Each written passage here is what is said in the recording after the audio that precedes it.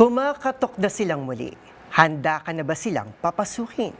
Ngayong Halloween season, samahan niyo kami sa isang espesyal na edisyon ng TNVS, Trending and Viral Show, kung saan pag-uusapan natin ang mga misteryong bumabalot sa ating kulturang Pilipino, mula sa mga paniniwala tuwing undas, kakayahang espiritual, hanggang sa mga viral paranormal encounters na nagkalat sa social media. Ito po si Arnold ng DZRH TV. Una sa Pilipinas, una sa Pilipino.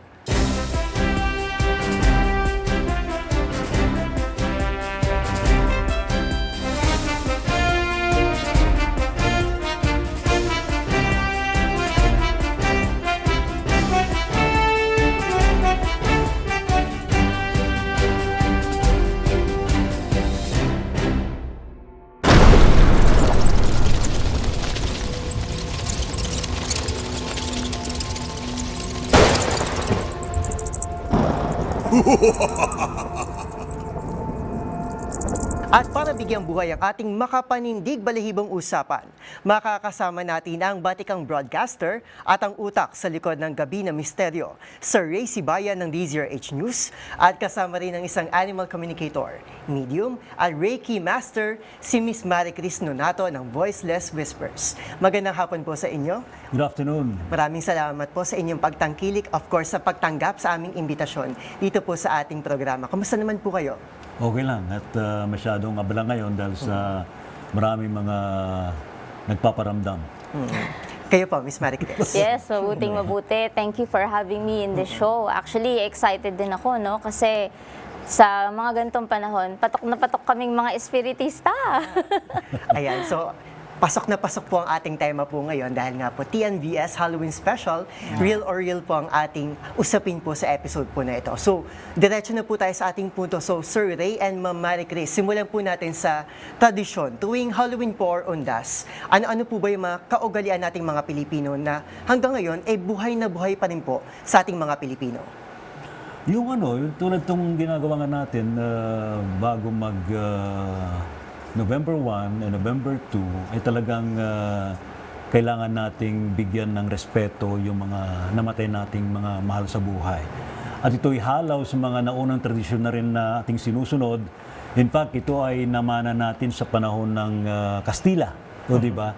Ang sinasabi na ito ay nagsimula pa sa mga Meksikano. Yung kanilang kapiyastahan na tuwing November 1 and 2, yung the Day of the Dead nila. Yun yung parang dito halaw dun sa ating sinusunod na tradisyon sa Pilipinas. And of course, nagsimula yan dun sa mga panahon na actually before pa tayo masakop ng mga Kastila, meron na rin tayong ginagawa nung mga panahon na yon. Di ba, I don't know if you remember yung nangangaluluwa. Yeah, actually po pag-uusapan po natin tradisyon yun ng mga Pilipino, yung kumakanta sa mga bawat bahay at nangangaluluwa sila. Kumbaga para po siyang caroling po, pero para sa mga kaluluwang namayapa na. Pero gusto ko din po sana pag-usapan kasi actually hindi po ako familiar and I'm not sure kung naabutan ko po siya or nakikita ko po siya sa mga neighborhood po dito sa Metro Manila. So, tingin niyo po ba existing pa rin po itong tradition na ito? I think meron pa siguro sa mga kanayunan. Meron pa rin ganitong mga tradisyon, pero bibihira na lang sa ngayon. Personally po ba na-experience and naka-encounter niyo po kayo? Naka-encounter na ako niyan when I was still in elementary days. Ang tagal na rin po pala. Matagal na yun. That was, I think, mga 80s pa yun. So during that time talagang aktibo yung ganito eh. Nangangaluluwa, kumakanta sa bawat bahay, parang naghihintay ng mga regalo. Yan. Parang Christmas eh. So, although mayroon siyang twist na parang comedy ang dating, mayroong umaalulong sa paligid. So parang comedy po yung atake po ng pangangaluluwa. Parang may umaalulong sa paligid, tapos mayroon pang sinasabi na habang umaalulong, may kumukuha ng itlog na manok sa mga may mga inahing manok na parang gano'n. Ang dami palang nangyayari doon sa Pero yun, katuwaan, masaya, hindi naman talaga takutan. Kayo po ba, Miss Maricris, ano po ba yung mga traditions po ng mga Filipinos na tingin niyo po, ngayon buhay na buhay pa rin po, from your perspective po as a Reiki Master and animal communicator? Ako personally, hindi ko na inabutan yung mga nangangaluluwa. No? Hindi na rin po. So matagal na talaga. Yeah, matagal na rin yun na hindi ko na nakikita, hindi ko na na-experience. Pero sa amin, personally, kasi ngayon may mix na rin ng mga binuburol talaga, nililibing under the ground, no? Tsaka merong kinikremate. So, some people, inuuwi nila yung cremated remains, di ba? Some people Yes. choose that. So, yung mga iba, yung cremains na nasa loob ng bahay nila, they put candles or they put incense, ganon. Picture, tapos nag-aalay even ng food, di ba? And kami, personally, yung mga lola ko, dinadalo namin talaga sa puntod nila. Lilinisin yon, magdadala kami ng pentel pen, kailangan namin i-mark ulit yung mga names, yung mga drawing na nag-fade out na, no? Tapos maglalagay ng bulaklak, pagkain, tapos magkukwentuhan lang kami, tapos yun na yung sama-sama naming picture taking, gano'n. Kumbaga parang family bonding na Yes, rin po. oo, Kumbaga kung oo. ano yung ginagawa ng mga typical Filipino families kapag undas na Yeah. dumarayo sa Manila North Cemetery, yan. Manila South Cemetery. Kumbaga, ayan, paparating na tayo sa panahon ng undas. Marami na namang mga kababayan natin ang nagsisiuwian sa kanilang mga probinsya. And now, moving forward po, para po sa isang bansa tulad ng Pilipinas kung saan alam naman natin, social media is life yan. Laging hawak natin ang ating mga cellphones. Weirdly po, nananatili pa rin po yung malalim na connection nating mga Pilipino tungkol po sa mga kaluluwa at mga mundo ng mga patay. May kinalaman po ba ito sa ating religion or sa malayong kultura na po nating mga Pilipino? I think para sa akin hindi naman lahat based on religion, pero mostly meron pa rin talagang mga belief system na kapag ganitong religion, hindi naniniwala sa kaluluwa, hindi naniniwala na may gumagalang kaluluwa, ganon. May mga certain religion naman na hindi rin naniniwala sa reincarnation, ganyan. So baseline kasi natin yung paniniwala na yon, yung mga tungkol sa religion na kinalakihan natin. Pero not everything is about religion. So merong mga iba, ito yung religion nila. According to their religion, hindi sila naniniwala sa multo, di ba? Pero naka-experience sila. So that's a different thing. So parang it's based on religion and culture na rin. Yung experiences about dead and spirits. Yung Kumbaga, paniniwala nag-mix na siya. siguro is based na rin sa experience. Ito na binabanggit ni Miss Marie Chris. Kasi ikaw, halimbawa, yung sa isang family, hindi naniniwala na may nag-exist ng mga multo. Pero meron kang experience na there's something strange in the neighborhood. Parang Ghostbuster lang, ano? O, diba? Halimbawa, pag clairvoyant ka, makikita mo yung mga multo, natural, paniniwala mo kung ano nakita mo eh.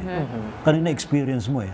Kaya iba, kapag pag sinabi mo sa ibang tao ayaw paniwalaan, ang nangyari tuloy, hindi ka na nagsasabi. Ngayon, kung mayroong kang kaibigan or kakilanan talagang mayroon din katulad na experience, doon na mabubuo yung isang katotohanan na talagang totoo pala yung experience. Kasi may mutual understanding Yes, sa inyong so experience. pareho yung experience. Ano po bang pananaw bilang mga sabihin na nating paranormal experts or mga investigators na rin at the same time? Sa inyo po bang pananaw, bakit po kaya laging may halong takot na factor ang panahon ng undas dito sa Pilipinas? I think dahil sa kinagisnan nating paniniwala na ang mga multo dapat katakutan. Na kapag mayroon tayong na-experience na hindi kinikilala ng community o ng komunidad, ay dapat katakutan. So parang fear of the unknown ang nangyayari. Yeah. So hindi natin alam kung ano yung kinatakutan natin. Although meron tayong nakikita. So ang nangyayari tuloy na suppress yung gano'ng experience. So parang kinakalimutan na lang. I think ito rin ay namana rin natin sa mga sinaunang panahon na kapag may nakita, parang ginawa kasing pananakot eh. Halimbawa, yung may na-experience na may nakitang white lady o kaya black lady. Negative agad. Negative ka agad. So, parang panakot na rin ginagawa eh, lalo sa mga kanayunan. Huwag kang pupunta sa lugar na ito dahil merong white lady. So ikaw, dahil sa takot ka at hindi mo naman alam kung ano yung existence na yon, hindi mo napupuntahan yung lugar. Well, in good faith naman yung ganong warning kasi para maiwasan na magkaroon ng problema, especially kapag mayroong nangyayaring maaksidente dun sa lugar. Pero sa katotohanan po ba, dapat po ba nating katakutan? Kunyari sabihin natin, uy, may multo doon sa sa may kurbada doon sa gilid ng etong kalsada na to. Dapat bang katakutan? Kunyari sinabing may multo, may white lady, dapat katakutan ka agad? Hindi. Hindi po. Bakit po? Kasi kapag kinatakutan mo yon, baka halimbawa, dumaan ka dun sa kurbada na natakot ka, bigla kang ninervyos, lalo ka madidisgrasya. O, di ba? Kumbaga parang circumstantial. Oo. Nagsa-stack up na yung, yung mga Oo. dahilan. Ngayon, kung wala ka naman dapat katakutan at tuloy-tuloy lang yung biyahe mo, walang mangyayaring aksidente. Tapos isisisi doon sa Oo. entity na nakita kahit Pero of wala naman course, talagang you kasalanan. can also respect yung paniniwala ng iba. Kaya di ba yung sabi ng iba, kailangan bumusina ka. Yeah. Kasi Respeto. baka mayroong existence talaga nung entity na baka bigla mong ma-encounter. So parang binibigyan mo rin ng ng warning na dumadaan kami dito. Parang pasintabi. Parang binibigyan mo sila ng respeto rin. Ayan po. So sinasabi po ng ilan tuwing panahon po ng undas, eto, manipis daw po yung boundary sa pagitan ng mundo ng mga patay at ng mga buhay. So, totoo po ba ito? At kung ganun man po yung kaso, ibig sabihin po ba, mas madali po makakatawid yung mga kaluluwa sa mundo ng mga tao and vice versa, yung mga tao makakatawid sa mundo ng mga kaluluwa? Si Miss Maricruz siguro makapagpaliwanag dyan. Sa tingin ko, no, kung ganun lang yung tanong, pag ikinumpara yung ngayong panahon ng undas, kumpara mo dun sa panahon ng ghost month, usually between August and September, mas manipis yung pagitan ng physical natin at saka yung mundo ng mga espiritu nung time na yon. Pero kung ang tanong is bakit mas maraming parang paramdam or nakikita ngayong undas, kasi mas aware yung mga tao. Parang nakafocus sila dun sa ito ang araw ng patay. So kailangan natin silang gunitain, kailangan natin silang alalahanin, kailangan natin silang ipagdasal. So ngayon yung brainwaves ng mga tao naka-align ngayon dun sa spirit world. Kaya parang mas nasisense nila. Compared sa any other day na normal day-to-day lang natin, di ba? Hindi mo masyadong mapapansin yun. Kumbaga parang may heightened awareness ka doon sa Yes, kasi oo. align doon sa celebration na ginagawa. Correct, opo. Kumbaga nakatanim na sa kultura natin. Yes. Para bang nangyayari sa alam ng mga multo na, huy, bida kami ngayon. So, kailangan namin paramdam sa inyo. Kami ang dapat na bumibida sa inyong social media. Tsaka hindi lang. Oo. Kasi tinatamad na rin yung mga tao dumalaw, kaya sila na naman dumalaw sa Yan nga lagi ko sinasabi kapag sa broadcast sa DCRH, no? Hayaan po ninyo, pag hindi naman kayo dinalaw ng inyong mga mahal sa buhay, sila ang dadalaw sa inyo.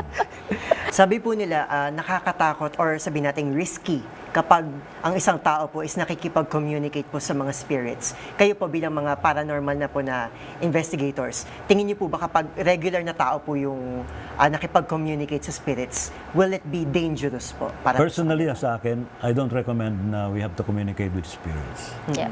Kasi if they want to send messages to us, dapat idadaan nila sa atin through panaginip, through dreams, especially pag mga relatives natin yung mga namatay. And kung kinakailangan nila magbigay ng mensahe. Pero kung tayong gagawa ng approach sa kanila, let's say we use Ouija board or any other kind of seance, spirit of the glass, spirit of the coin. Meron pa nga silang binabanggit yung Charlie paranormal game. Pencil. Ako, I don't recommend doing paranormal games. Napaka-risky nun. It could lead to possession. Yes. Demonic Ibang possession. usapan naman po yun, mas malalim Kasi na kapag siya. if you call them from the other side, maaari kasing pumasok, sumingit, mga demonic entities. So, we don't recommend that.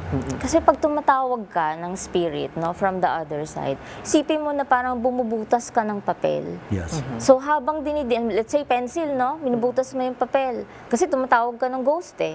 Lumalaki yun. And then eventually, hindi mo alam kung sino yung tumatawid in between that hole. Kumbaga parang pwedeng may sumingit na Yes, iba. yes, so, Kunwari, ito lang yung target ko na kunyari Oo. si Pwede Lola silang lang yung gusto magkunwari na yung makausap. tinatawag mo, pero hindi Ayun naman pala. pala. Oo. Usually, yun din yung lumalabas sa mga movies din na Yes. nagpapanggap din sila. Akala mo, kamag-anak mo yung kausap mo, pero ibang entity na pala Yeah. yung nagpapakita sa'yo. But this one can be done by experts, yung mga well-trained na mga spiritual practitioners to know the things beyond physical reality. Yun. Pero kung tayo-tayo lang, wag natin gagawin. I would recommend, kung halimbawa, no, may listeners tayo na interesado sa ganyan, ang number one muna, marunong kayo dapat ng energy work. Kailangan, kaya nyong kontrolin yung energy field nyo, kaya nyong ma-detect yung energy field ng nasa paligid nyo. Kasi kung hindi, pwede kayo ma-possess talaga. Ayan, so bago po tayo mag-move forward sa ating next question, of course, very curious po ako sa inyong EMF device. Okay lang po ba, Sir Ray, na mapasubukan niyo po sa akin kung paano po siya gagamitin? Paano gagamitin? Ganyan lang. Itatapat mo lang Itatapat naman. lang po natin siya. Oo. So ayan, meron siya mga degree 1.5, 2.5, Yes, 10, yes, and yes. 20 plus. So ituturo lang po natin sa, Oo. kapag tinapat po natin siya doon sa Pag isang pumalo area, yung light, doon sa isang area, merong presence. may entity doon sa Yes. sa lugar na Bawa, yun. ilagay mo sa likod mo, baka may... Meron din. Lumapit ka na. Parang kinakabahan naman ako. Baka naman mamaya, pagturo ko dito sa tabi ko, bigla siyang pumutik ng pula. Although may mga, Makasave naman tayo. may mga presence sa May mga paligid. friends. So alam niyo po, Sir Ray and Ma'am Marie Chris, sa dami po ng mga usapin ngayon tungkol sa mga kaluluwa at mga kakaibang karanasan tuwing undas, marami pong mga videos na kumakalat online. Yung mga tinatawag po natin ghost caught on cam.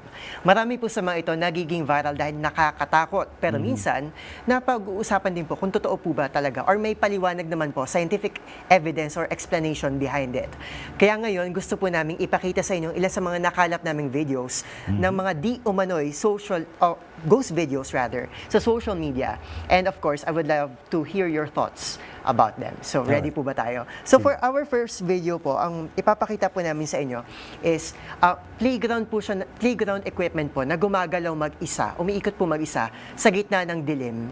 So, i-play po natin ng video para makita po ng Sige nga. ating guest. Isang playground equipment na umiikot mag-isa sa dilim. Valentina, vamos a dormir. Tus ojos hermosos me dicen que sí. Okay, ayan. So ano po bang thoughts niyo po doon? So para far sa may akin- hangin naman po siya kahit konti. Pero tingin niyo po ba, is Pero it paranormal? ano yung umiikot na yon? Kung mabigat yung equipment, mahirap sabihin na hangin ang nagpapagalaw. Ngayon, dahil sa long shot siya, hindi mo makita kung mayroong talagang nagmamanipulate nung equipment sa paligid. So, maaaring candidate siya na talaga meron siyang paranormal activity. Ako naman, I would suggest kapag may mga ganito mga allegedly ghost videos, mahalaga pa rin yung yung personal account nung kumuha. At sila rin mapagsasabi kung totoo o hindi yung kanilang nakunan. I don't know, si Miss Marquez kasi meron ding kakayanan to see kung mayroong beings or entities sa videos. Ayun po, according po sa ating kasamahan po, merry-go-round daw po siya. Na So it's a equipment. merry-go-round. Oo. Sa akin, no. It's not a ghost. It's not a ghost. It's not a ghost. It's not something paranormal. Oo, honestly, gusto kong idagdag yung sa sinabi ni Sir Ray, no? Yung equipment ng merry-go-round, that's pure metal. Sobrang bigat niyan. And yung ghost, even to lift a skirt or yung tela, kortina, para maitaas nila, takes a lot of energy. Yes. Yeah. They can't push that. Ang tingin ko dyan, may tumakbo dyan, pinaikot yan. They should have waited siguro mga 1 minute. Pag tumigil yan on its own, wala yan. Pwedeng... Huwag nilang takutin yung sarili nila. Ayan. So may pagtatama So, nun sa ating maaaring gumawa. mga guests. So possibly, hindi naman siya paranormal. Yeah. Yeah. So okay, so for our next video, ito naman po, ang video naman po is, may isa pong babae na alas 3 po ito na madaling araw, tapos may tumawag po sa kanya, sa pangalan niya. Tapos di umano, may nanggaya daw po sa boses ng kamag-anak niya. Tapos nung chinek niya yung CCTV footage, tulog lahat ng kasama niya. Oh. So, ginising pa nga po niya yung kasamahan niya para malaman kung siya daw po talaga yung gumising sa kanya. So, for other details, panoorin po natin ang ating video. A creepy experience caught on cam. Oo, talaga. Ayun o. Sol pa. Tawag ko Sol.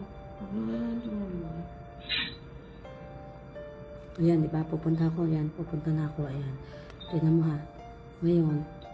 Di ba? Nagpanik Ayan. ka na. Tingnan ka. Ayan, wala. Wala. So, ayan na natin.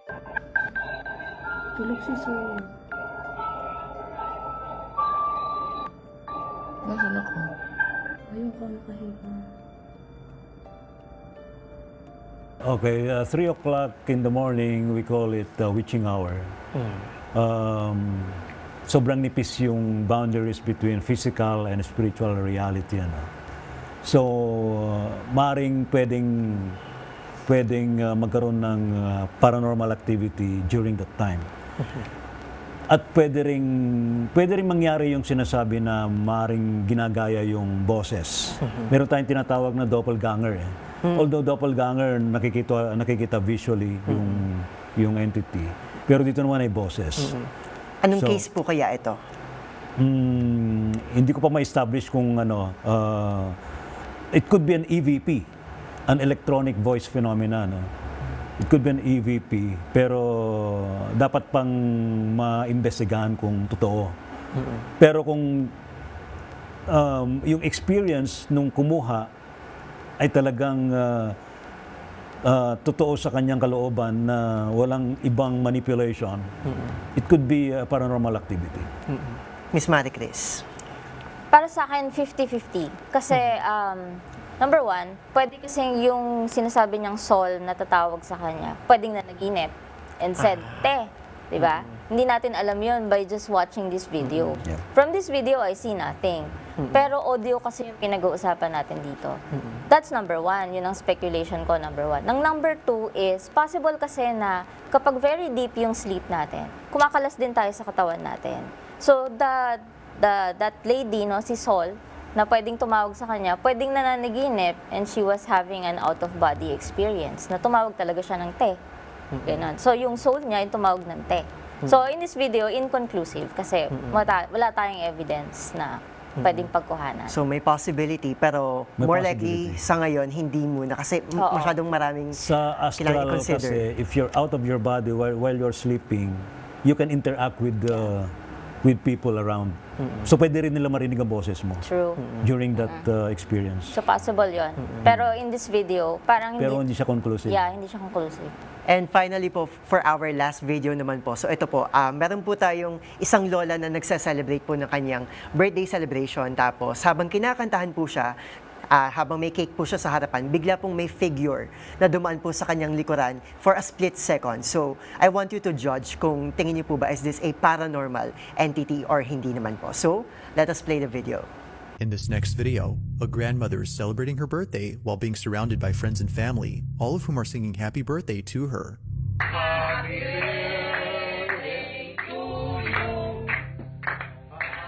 As the video plays out, it seems that this footage is nothing more than just a normal video of someone recording their grandma, or at least it seems like that. Because as you continue to watch, something happens that makes this video the stuff of nightmares. This is what was caught.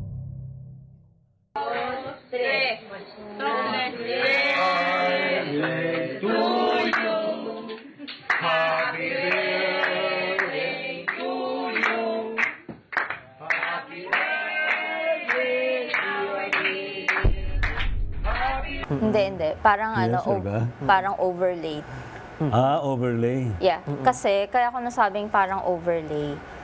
Kasi yung movement, dapat kung ghost lang na dumaan yan, ba't kailangan mag-vanish at the bottom nung side ng Bumaba siya, chair? eh. Oo. So parang tinwin, alam mo yun, medyo inanimate yung patong. Kasi kung multo yan, oo, sabihin na lang natin na mabilis sila. But not as fast as that. I think we are done with the... Pero sa akin naman, Wala tayong nakitang real? wala tayong real. Wala bang real? Parang kakabahan naman yata ako kapag may rin tayong nakita. Ayan, so that was the end of our segment. So for the final part of our interview, ngayon pong undas kung saan maraming kwento tungkol sa mga di matahimik na mga kaluluwa ang nagiging viral sa social media tulad di umano ng mga nakita natin sa ating mga videos kanina na apparently lumalabas po para sa inyong investigation, sa inyong observation ay hindi totoo. Regardless po, paano po ba natin sila maitatampok, ito pong mga kaluluwa na ito, ng may puso at respeto sa ating mga kwento sa social media? I think that's the best thing that we can do during Undas. We have to respect yung ating mga dead relatives. We can offer prayers. In fact, itong Undas hindi naman dapat kailangang magtakutan. Let's celebrate na nandiyan pa rin sila. In fact, kapag nasa kabila na sila, they also helping us to mas malapit na sila sa Diyos. So, we pray for them. At the same time, sila sa kabila, they're doing also yung kanilang part na makatulong sa atin sa buhay. So kapag merong paramdam sa ating mga bahay, let's acknowledge yung kanilang presence. Tama itong sa Undas, we can offer food or drinks or anything para makasalo natin sila. So hindi dapat matakot sa mga multo sa paligid. How about you, Miss Maricris? Sa akin, number one talaga, huwag matakot. Kasi kapag natatakot ka, halimbawa may paramdam, ganon, natakot ka, nauubusan ka ng energy every time na natatakot ka. Ngayon, kung hindi maganda yung entity na nagpaparamdam sa'yo, kinukuha niya yung energy mo. So, number one talaga, huwag matakot.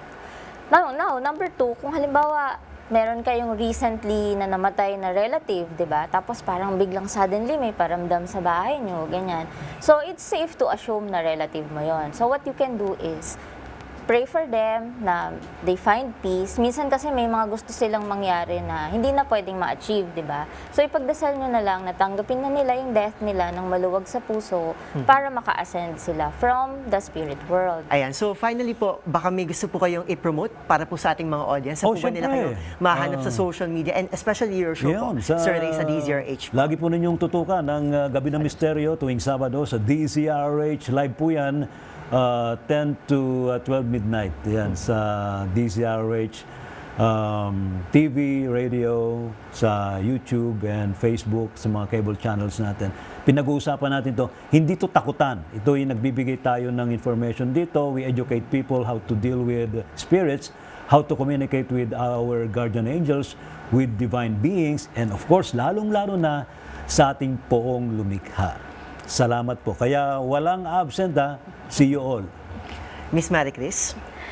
Yes. So, ako naman po ay isang animal communicator. So, nakikipag-usap po ako sa mga animals natin. Kung meron po kayong mga weird na behavior na na-experience sa mga animals nyo, you can ask me. Punta lang po kayo sa aking Facebook page, facebook.com/the.voiceless.whispers. Ito po yung logo ng page ko. So, para mahanap nyo po ako. Ayan, maraming salamat po Mr. Ray Sibayan from DZRH and Miss Maricris Nonato of Voiceless Whispers. Ayan, maraming salamat po sa inyong pagpapaunlak sa ating munting panayam po sa hapon na ito. Sa dami ng mga kwento ng kababalagan at mga viral na karanasang kumakalat sa internet, minsan mahirap ng paghiwalayin ang totoo sa katang-isip. Pero kung may natutunan tayo, ito ay ang kahalagahan ng pagiging mapanuri at ang paglapit sa mga ganitong usapin ng may respeto at bukas na isip. Maraming salamat po Sir Ray and Miss Maricris again sa pagbabahagi po ng inyong kaalaman at karanasan sa usaping kababalaghan. At syempre, salamat din po sa inyong patuloy na pagsubaybay sa TNVS, Trending and Viral Show. Muli, ito po si Arnold ng DZRH TV. Una sa Pilipinas, una sa Pilipino. Happy Halloween!